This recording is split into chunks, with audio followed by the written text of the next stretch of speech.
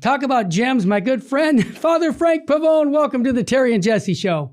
Hey, good to be back, Terry. Thank you for having me. Father, I am so pumped right now because we're living in these exciting times of the church where, wow, God is calling us really, to be sacrificial in our life and our love for our brothers and sisters, especially the most vulnerable, the unborn. And I bring you on at least once a month to talk about that. And I want to set the stage and then have you give your thoughts about it. You know well that President Biden has got this executive order to protect access, he calls, to reproductive killing centers. And to clarify that emergency medical care includes abortion services. This is just ludicrous, but that's their pitch. This is their way of trying to stop the unborn from being born. For example, and I'll just give an example, Texas, over 10,000 babies have been born since they put the heartbeat bill in. That's exciting. Can you imagine running into one of those babies 10 years from now, 15 years from now, and you're saying, well, thank God you were able to survive that because of our prayers and our sacrifices that people made for you. But Father Frank, that all the different states are starting to be having to address these issues. Can you kind of set the stage for us on what really is at stake here? Well, since Roe v. Wade was reversed, more and more states, and it's almost a daily phenomenon, are putting protections into place. So we've got, depending how you count them, anywhere between 13 and 15 states now. Mm-hmm. That we consider for all practical purposes to be abortion free. And in fact, it's kind of fun to just go through the list. Let's do it. Once Roe was reversed, right away, Missouri became the first abortion free state. And, the way this happens, before I mention the other states, sure, is that either there was a law in existence before Roe that went into effect right away, or there was a trigger law passed after Roe that said once it's reversed, it will go into effect.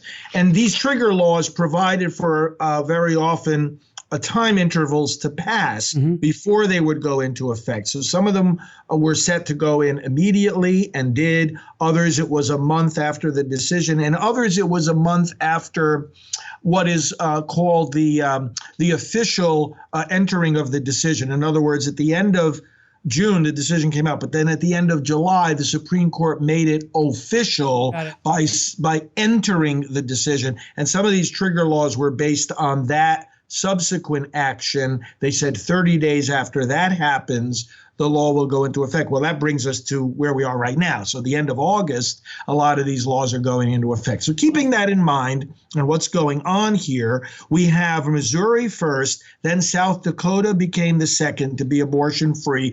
Arkansas became the third, then Kentucky, then Louisiana. After that came Ohio, then came Utah and Oklahoma. Oklahoma passed a very, very strong law. I just was talking to the governor there the other day. Alabama became the ninth, then Mississippi, South Carolina, and then Texas and Tennessee became the 12th and the 13th.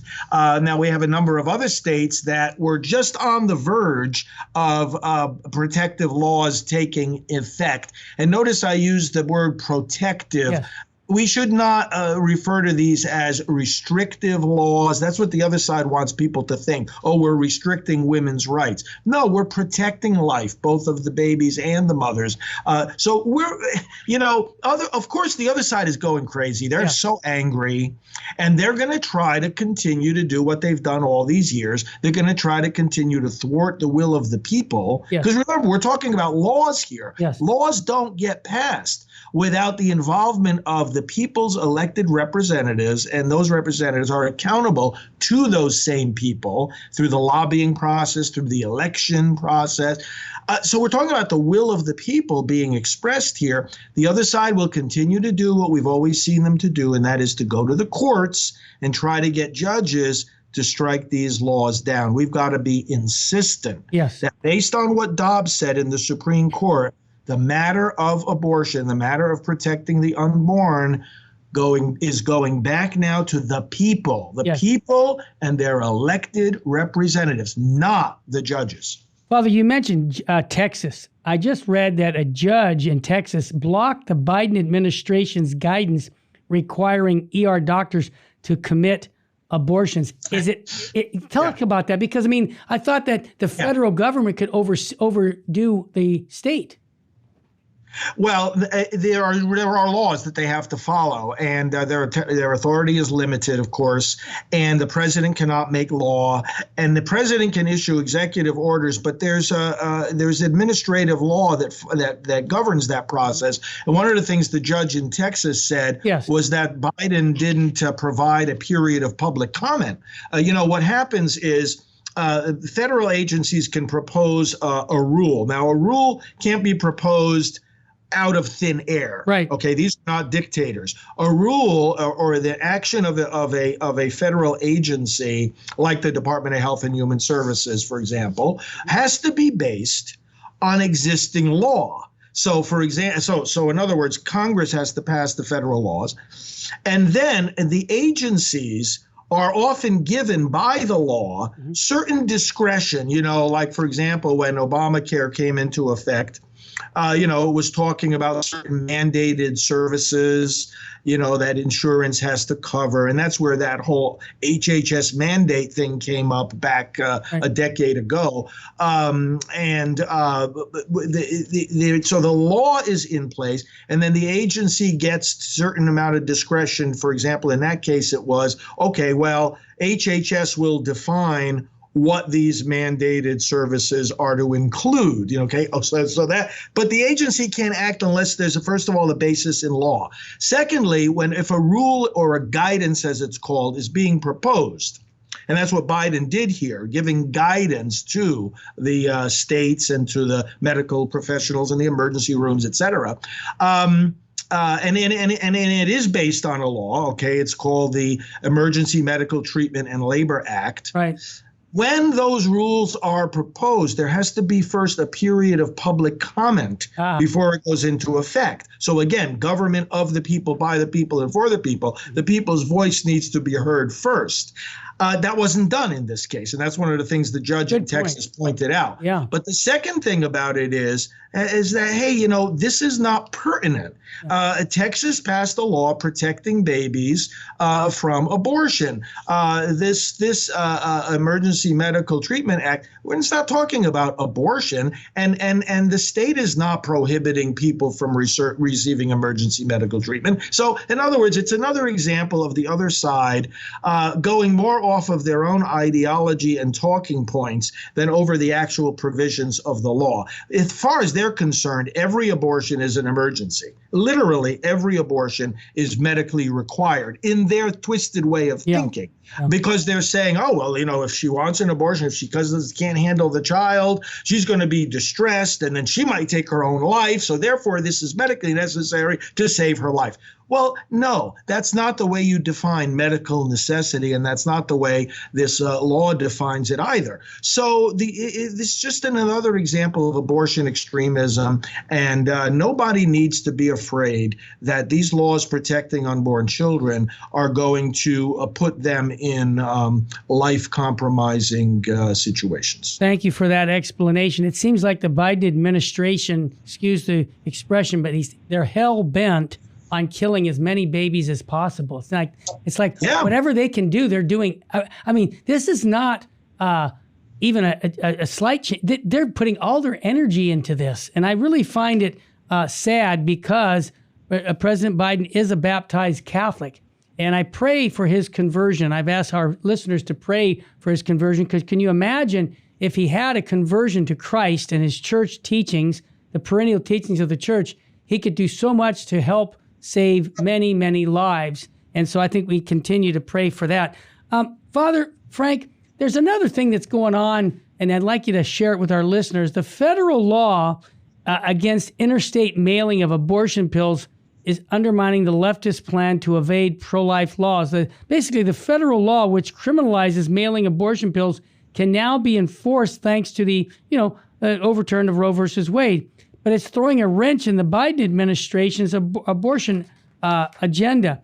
Now, the Secretary of the U.S. Department of Health and Human Services is trying to make sure that they can do this. What's the latest on that issue? Because that's pretty serious for the whole country. Oh, this is a big, it's a big battleground. The bottom line here is we're very close to the midterm elections. Yeah. I think that when it comes to this, my attention turns right away to November. Amen. We can, as you said, this is controlled by federal law. Yeah. And the other side, of course, is looking at this as, this is a great solution to our problem. As we see now in all these states that I mentioned, scores of abortion facilities are closing down or getting run out of town. Yes. And we can just provide abortions through the mail. Well, not so fast. And there is federal law that controls these kinds of things. I mean, certainly the numbers of these chemical abortions have increased. They were increasing already, and the fall of Roe v. Wade has brought even more attention to them. But ultimately, the solution here is this: let's get a new Congress. Amen. Let's get Republican pro-life representatives in charge, and then they'll address this directly and immediately by tightening up the federal laws. And even though Biden would veto any pro-life legislation, it is a very important first step. Then when we have somebody in the White House who's pro-life again, they'll be able to sign these measures into law. But the elections are all important, both the House and the Senate. We have got to get this is going to be the best and really, in some senses, the easiest way to fix this in the short term. And I got some good news. Talk about some of the different states. Tennessee, the last 3 abortion facilities will close by the end of the month, just in a couple days. Praise God for that. Father, you talked about the midterms, and we come back from the break. I want to talk about that because, fortunately, if we could, and this is the big issue, on both sides, they're saying, we're going to put the abortion issue and we're going to get so many people. The Democrats are saying we're on board to say, let's keep the House, let's keep the Senate because everybody wants to kill unborn babies, right? So vote for us. Now I'm using my terms, but basically that's what they're parading on. And what are we parading on? Sanctity of life. And so I think when these midterms come, we as Catholics and Christians and people of just goodwill need to stand up, because this is our opportunity to turn this around, and this administration could become a lame duck the last 2 years that he's there. You're listening to the Terry and Jesse Show on Virgin Most Powerful Radio. We're talking about the most important topic in the country right now: how to save unborn babies from the killing machines that this administration, the Biden administration, is doing. Stay with us, family. We'll be right back.